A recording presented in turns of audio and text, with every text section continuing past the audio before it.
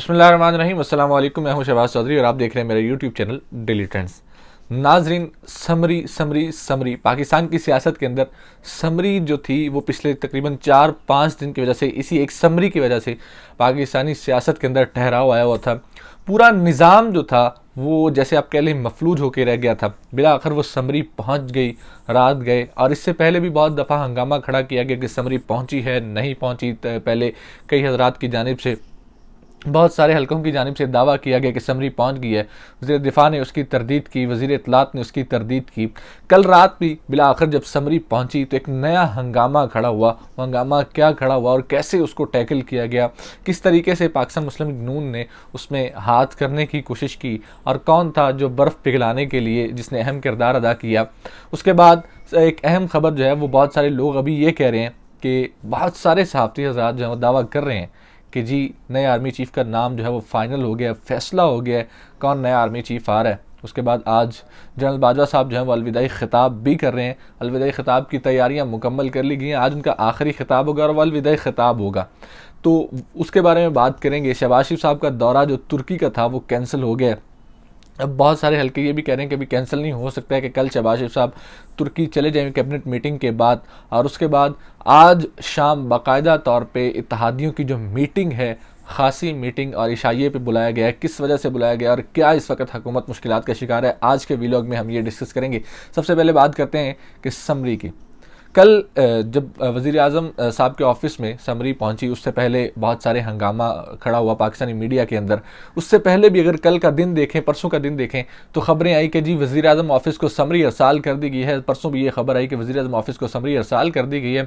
बहुत सारे लोगों ने ये कहा कि जी ये नाम शामिल हैं, ये नाम नहीं शामिल। उसके बाद वज़ीर दिफा जो ख्वाजा आसिफ साहब हैं वो आए मीडिया के ऊपर, उन्होंने आके तरदीद की कि अभी तक कोई समरी नहीं पहुँची।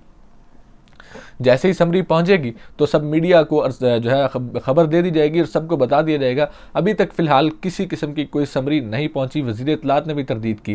कल भी सारा दिन इसी चीज़ को लेके, समरी को लेके सारा पाकिस्तानी मीडिया इसी के ऊपर बात कर रहा था और इसी को लेके पूरा निज़ाम जो है, सारे पाकिस्तान की नज़रें इसी के ऊपर टिकी हुई थी। और ख़बरें ये आ रही थी कि शायद रावलपिंडी और इस्लामाबाद में बहुत ज़्यादा तनाव आ गया, जिसकी वजह से अभी तक समरी नहीं पहुँची। और ये तनाव वाक़या ही था। कल रात अचानक आसफ़ अली ज़रदारी साहब जो हैं, उससे पहले आर्मी चीफ़ साहब की मीटिंग हुई वज़ीर आज़म साहब से। उसके बाद अचानक जो आसफ़ अली ज़रदारी साहब वज़ीर आज़म हाउस पहुंचे। एक बड़ी तवील मीटिंग हुई और बड़ी मुस्कुराहटें बखेरी गई और बड़ी एक खुशगवार माहौल में एक मीटिंग हुई। जैसे ही वो मीटिंग हुई, आसफ़ अली ज़रदारी साहब वज़ीर आज़म हाउस से निकल के गए, उसी वक्त ये खबर आ गई, इंसार अब्बासी साहब ने खबर दे दी कि जी वज़ीर आज़म ऑफ़िस को समरी अरसाल कर दी गई है। जैसे ही ये खबर आई, पूरे पाकिस्तानी मीडिया के अंदर ये खबर फैल गई कि समरी आ गई है। और ये बताया गया कि जी 6 मोस्ट जो सीनियर हैं, जर्नैल हैं, उनका नाम इस समरी में शामिल है और वो इस समरी जो है वो वज़ीर आज़म ऑफ़िस को भेज दी गई है। लेकिन अचानक से फिर से ख्वाजा आसिफ साहब सामने आए, वज़ीर दिफा हैं, उन्होंने ट्वीट की कि अभी तक वज़ीर आज़म ऑफ़िस को कोई समरी मौसूल नहीं हुई, ये ख़बरें झूठी हैं और जैसे ही समरी अरसाल होगी तो हम आपको ख़बर दे देंगे कि वज़ीर आज़म ऑफ़िस को यह समरी हमें भेज दी गई है GHQ से। उसके बाद वज़ीर इत्तलात मरियम औरंगज़ेब साहबा आई, उन्होंने भी आके ये बात की कि जी अभी तक कोई समरी मौसूल ही नहीं हुई, हमें तो किसी किस्म की कोई समरी नहीं मौसूल हुई है, जैसे ही समरी आएगी हम खबर दे देंगे। लेकिन इंसार अब्बासी साहब अपनी खबर के ऊपर पक्के थे और ये कह रहे थे कि जी समरी आ गई है। लेकिन ये तनाव जो था वो अभी तक चल रहा था। GHQ की जानिब से समरी भेज दी गई। फिर मजबूरन DGISPR को आके वाजे करना पड़ा और उन्होंने ख़ुद ट्वीट किया कि जी समरी GHQ से मिनिस्ट्री ऑफ डिफेंस को अरसाल कर दी गई है, जिसमें 6 मोस्ट सीनियर जो जर्नैल हैं उनका नाम शामिल है।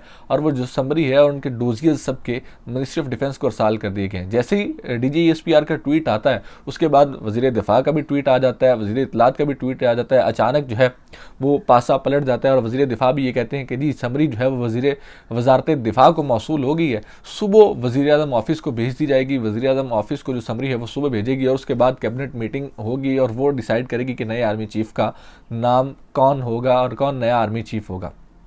बहुत सारे, जैसे ही कल ये खबर आई, बहुत सारे सहाफ़ती हल्के जो हैं वो कल से अपनी प्रेडिक्शंस दे रहे थे। नजम सिटी साहब ने एक बात की अपने प्रोग्राम में बैठे, उन्होंने कहा जी जो इस वक्त तनाव था वो तनाव एक नाम को लेके था और वो नाम हम बार बार अपने आपके वीलॉग में आपको बताते रहे हैं और बहुत सारी ख़बरों में वो नाम रहा है। नवाज शरीफ साहब का फेवरेट कौन रहा है और कौन ही नवाज शरीफ साहब का फेवरेट है, और वो जो जर्नैल हैं वो 27 नवंबर को रिटायर भी हो रहे हैं। तो इस वक्त तनाव जो था वो उसी नाम को लेके था। और नजम सेठी साहब ये बार बार दावा कर चुके हैं कि जनरल बाजवा साहब जो हैं उनके फेवरेट, वो कहते हैं कि जनरल साहिर शमशाद मिर्ज़ा हैं और जनरल अज़हर अब्बास हैं, इनमें से किसी एक को लगा दें। और अब कल रात उन्होंने ये दावा किया है कि जी जनरल आसिम मुनीर साहब का नाम तो समरी में शामिल है। सबसे पहले जो सीनियर मोस्ट है वो जनरल आसिम मुनीर साहब हैं, दूसरे नंबर पे साहिर शमशाद मिर्ज़ा है, तीसरे नंबर पे जनरल अज़हर अब्बास साहब हैं, चौथे नंबर पे जनरल नुमान महमूद है और पाँचवें पे जनरल फैज़ हमीद है। एक छठा नाम शामिल किया गया, पहले 5 नामों की समरी आनी थी, अब छठा नाम शामिल उसमें किया गया जनरल आमिर का। और जनरल आमिर इस वक्त गुजरावाला जो है कोर की कमान कर रहे हैं, तो उनका नाम भी इस समरी में शामिल है। लेकिन नजम सेठी साहब ने ये बात की है कि इस वक्त सिर्फ 2 नाम हैं जो हैं, इनके अलावा तीसरा कोई नहीं है। वो जनरल साहिर शमशाद मिर्ज़ा है और जनरल अज़हर अब्बास है। इन दोनों में से कोई एक होगा।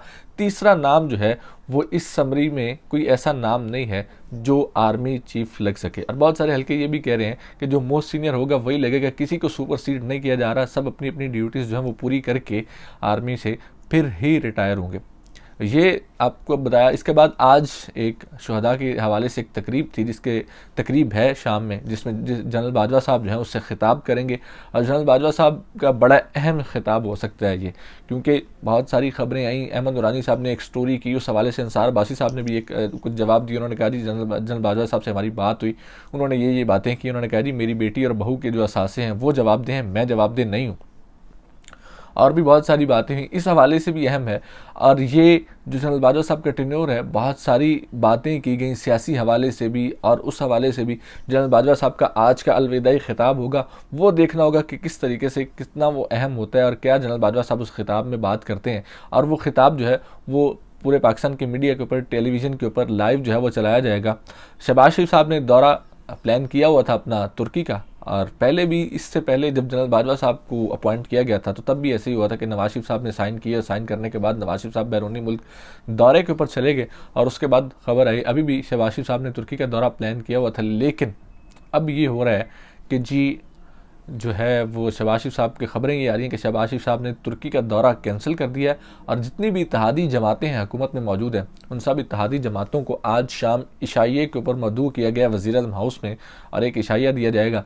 ख़बरें ये हैं कि तमाम जो इत्तेहादी पार्टियां हैं उनको एतमाद में लिया जाएगा, उनको एतमाद में लिया जाएगा। और एतमाद में लेने के लिए इन तमाम इत्तेहादी पार्टियों को बुलाया गया।